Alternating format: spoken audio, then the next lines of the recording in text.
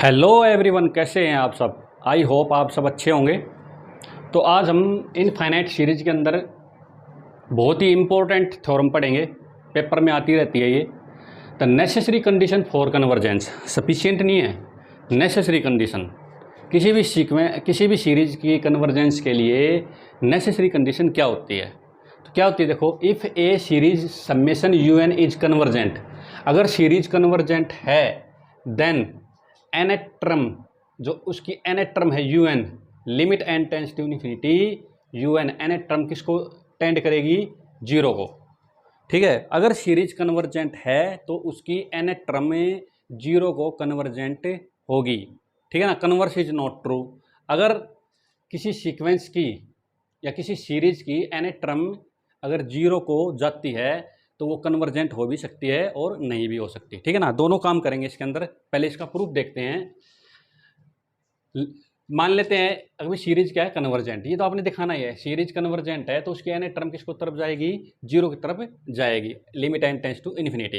Right, let S n denote the nth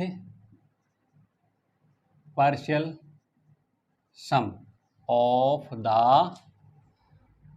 series summation u N.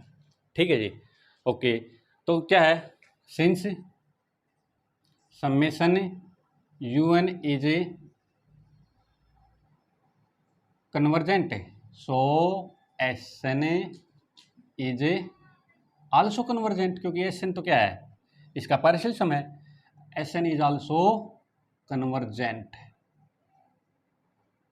तो यहां से क्या लेंगे, limit N tends to infinity S N convergent है, जिसका मतलब क्या मैं ले लिया, हमने स्मॉल एस ले लिया भाई, इसकी कोई ना कोई लिमिट क्या आएगी, एस आएगी। ठीक है जी, ओके। एंड आल्सो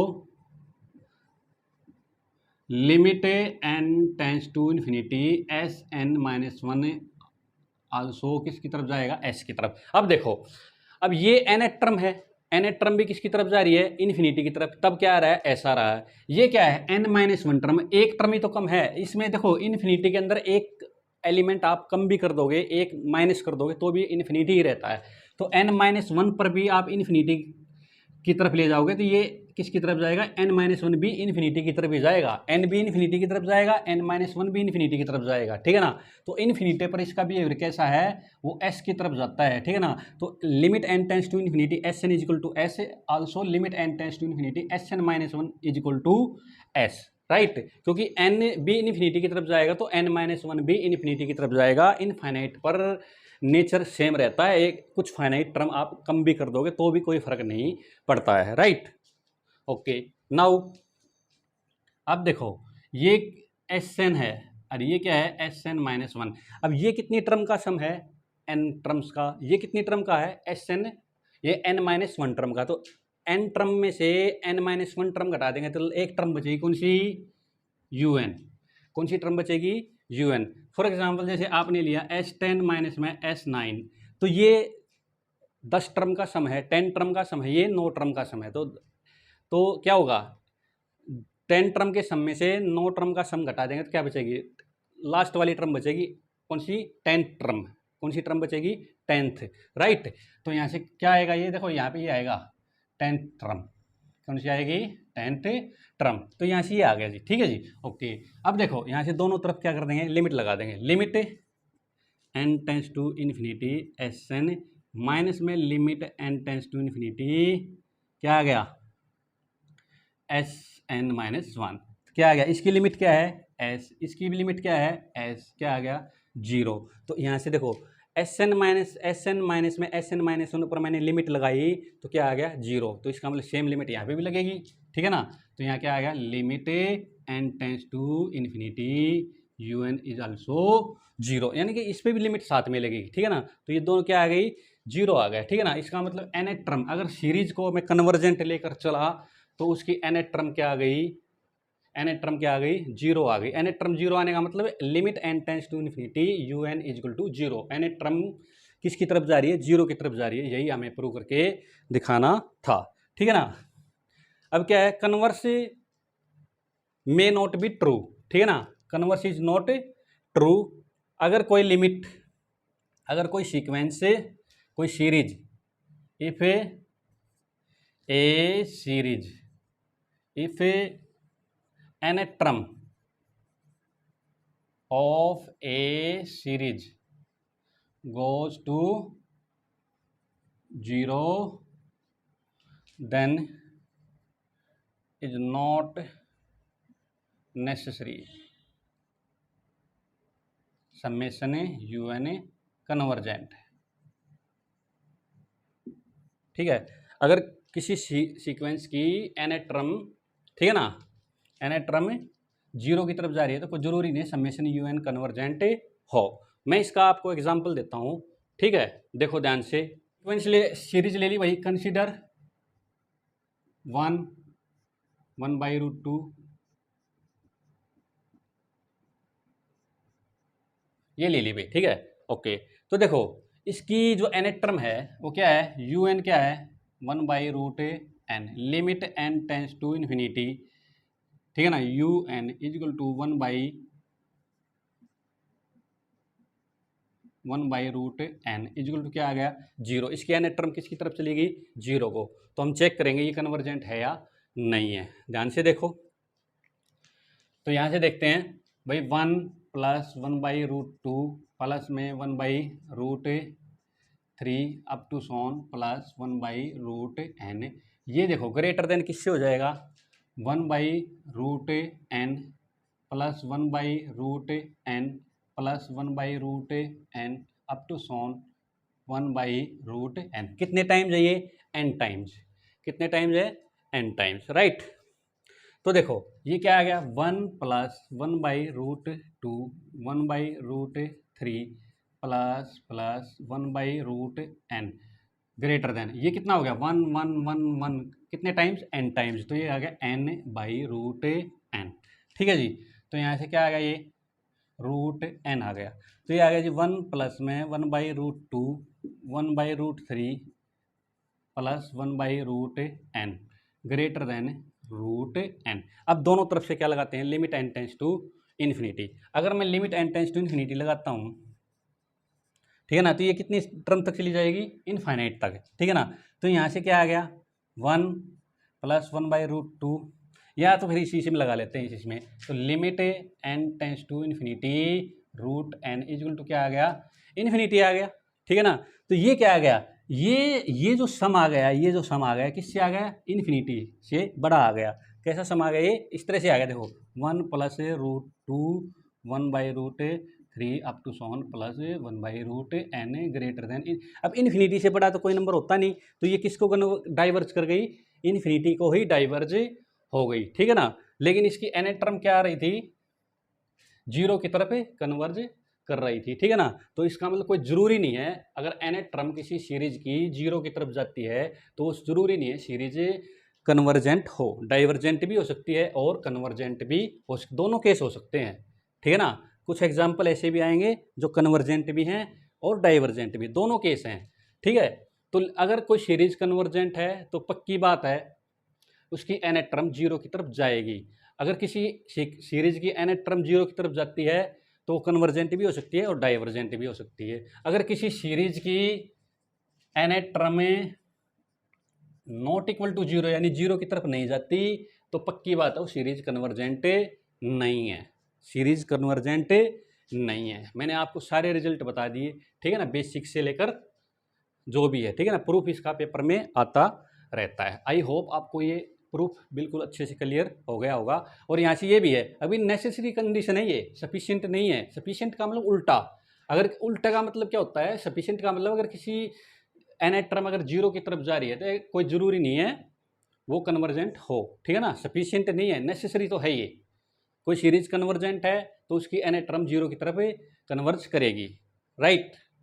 पढ़ते हैं थ्योरम है, the necessary and sufficient condition for a convergence of A positive term series summation un is that the sequence Sn of its partial some is bounded above. Positive term series की बात हो रही है यहाँ पर, ठीक है ना। सीरीज तो कैसी भी हो सकती है, अल्टरनेट सीरीज भी हो सकती है, पॉजिटिव हो सकती है, उसके अंदर नेगेटिव मिक्स भी हो सकता है, अल्टरनेट सीरीज भी हो सकती है, लेकिन यहाँ पर किसकी बात हो रही है पॉजिटिव टर्म सीरीज की, ठीक है ना। तो मोस्टली हमें पहली 7-8 एक्सरसाइज तो पॉजिटिव टर्म सीरीज ही पढ़ेंगे, ठीक है ना। लास्ट में एक लेबनीज रूल आएगा, उसमें अल्टरनेट सीरीज पढ़ेंगे, ठीक है ना।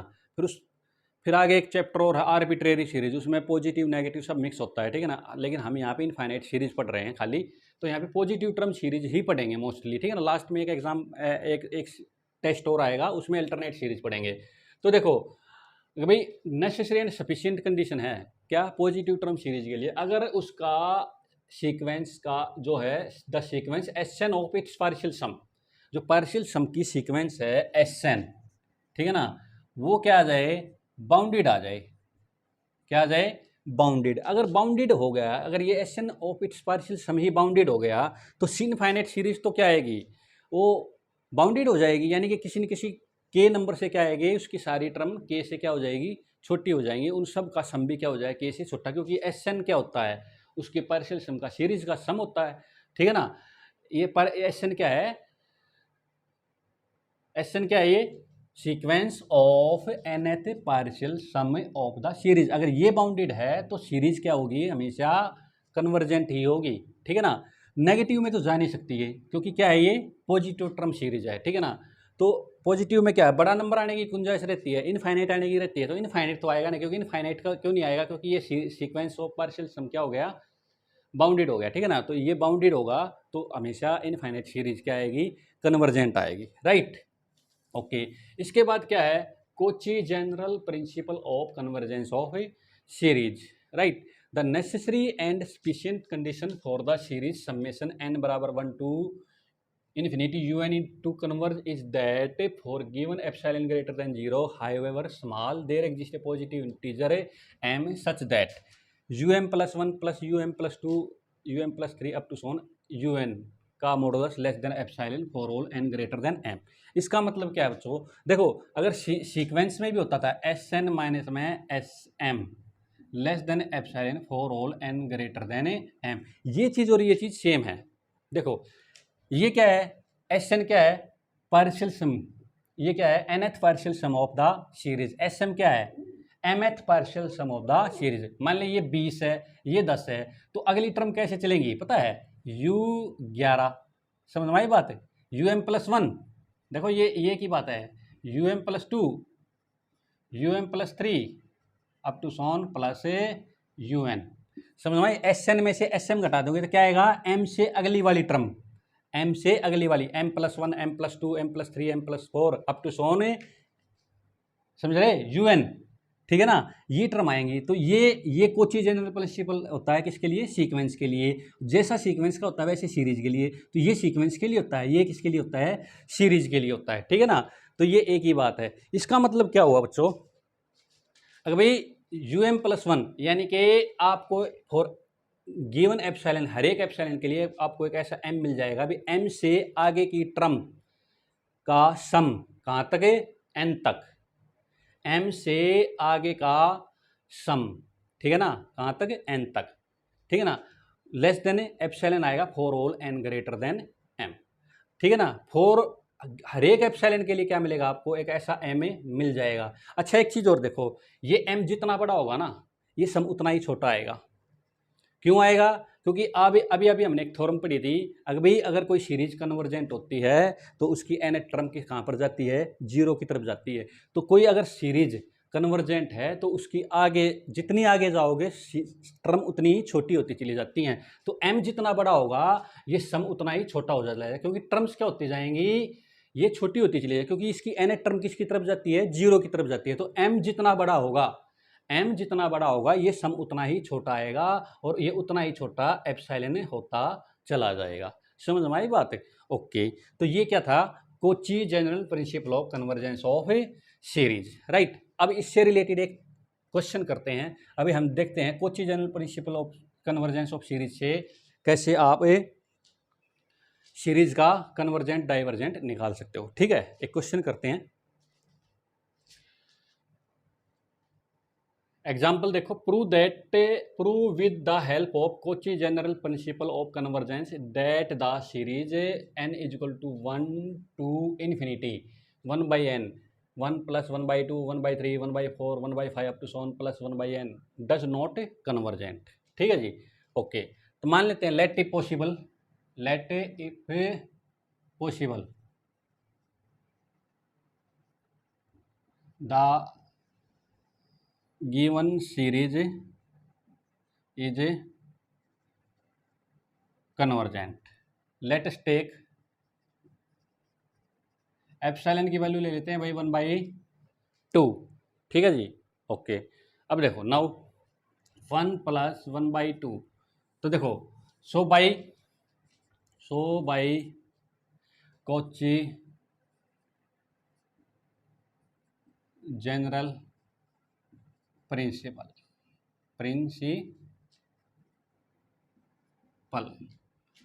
फॉर गिवन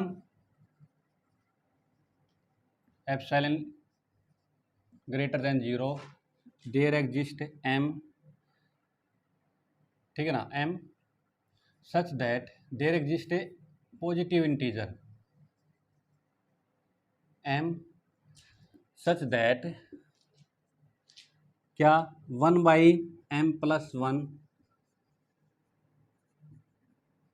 1/n का mod less than 1/2 for all n greater than m।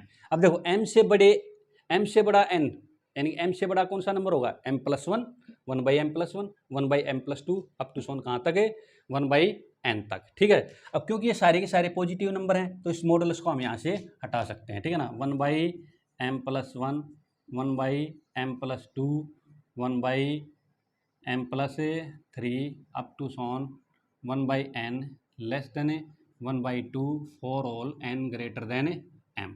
अब देखो, अब यहाँ पे क्या करते हैं, चूज, अब ये तो for all m greater than n है ना, n की वैल्यू आप कुछ भी चूज कर सकते हो, आपकी मर्जी है, ठीक है ना। तो हम यहाँ से m की वैल्यू क्या ले लेते हैं, 2m ग्रेटर देन n। यहाँ पे n ले लिया, n = 2m greater than m, समझे। 2m क्या इससे बड़ा है, ठीक है ना। तो यहाँ से देखो आगे 1/m+1, 1/m+2, 1/m+3 प्लस क्या ले लिया हमने 1/2m, n की वैल्यू क्या ले ली 2m।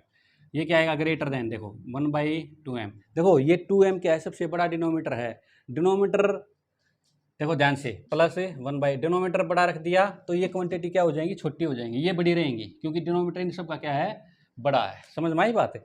ये क्या आ गया 1/2m, 1/2m प्लस में कहाँ तक है 1/2m इज इक्वल टू कितनी टर्म है ये, 1 2 3, कितनी टर्म है m, यानी कि देखो m + m, m + m 1 2 3, और ये क्या हो गया m + m, m + m क्या होता है 2m, तो ये कितनी टर्म है m, तो ये आ गया जी m अपॉन में 2m, ये 2m से m कट गया, कितना आ गया ये 1/2। तो यहाँ से देखो क्या आ गया हमारे पास 1/m+1, 1/m+2 up to so on plus में 1/2m ग्रेटर देन क्या आ गया 1/2 for all n greater than m, where n क्या है 2m। ये कंट्राडिक्शन आ गई, क्या आना चाहिए था लेस देन 1/2, लेकिन n की वैल्यू जैसे ही मैंने 2m रखी, ये तो क्या है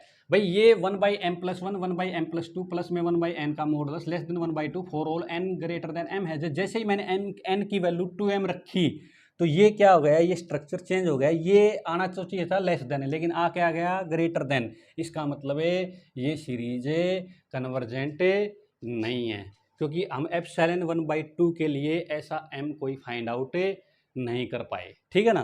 तो इसका मतलब ये सीरीज कैसी है, कन्वर्जेंट नहीं है, by Cauchy general principle of convergence के द्वारा हमने प्रूव कर दिया अगर ये सीरीज कन्वर्जेंट नहीं है। पेपर में ये थ्योरम आती रहती है, ठीक है ना। बीएससी फाइनल ईयर में अब की बार ये थ्योरम आई हुई थी, राइट। आई होप आपको ये थ्योरम क्लियर हो गई होगी, राइट। पढ़ो, if m is a given positive integer then two series u1 u2 un plus u2 um plus 1 um plus 2 up to soon infinite, इस सीरीज का सम और um+1 um+2 plus में up to so on infinite converge और diverge together. इसका मतलब क्या हुआ बच्चों, अभी देखो 1 से स्टार्ट करेंगे तो इनफाइनाइट तक, अगर ये सीरीज कन्वर्जेंट होगी तो um+1 से स्टार्ट करेंगे रियो M plus two up to so on infinite ये भी कन्वर्जेंट होगी। अगर ये डाइवर्जेंट है तो ये भी डाइवर्जेंट होगी। देखो क्या है, इस सीरीज में और इस सीरीज में इतना ही फर्क है, इसकी फर्स्ट एम टर्म क्या कर दी हमने, एलिमिनेट कर दी। तो देखो क्योंकि ये सीरीज टर्म कितनी है, इनफाइनाइट, तो इनफाइनाइट टर्म में से कुछ फाइनाइट टर्म आप हटा भी दोगे तो कोई फर्क नहीं पड़ता। अगर वो सीरीज कन्वर्जेंट है तो कन्वर्जेंट ही रहेगी, अगर डाइवर्जेंट है तो डाइवर्जेंट ही रहेगी, क्योंकि इनफाइनाइट में से कुछ फाइनाइट टर्म घटा भी दोगे तो कोई फर्क नहीं पड़ता। इनफाइनाइट में से आप कितना भी घटा लो इनफाइनाइट ही रहता है, ठीक है ना। तो इन दोनों सीरीज का बिहेवियर कैसा रहेगा, एक जैसा रहेगा।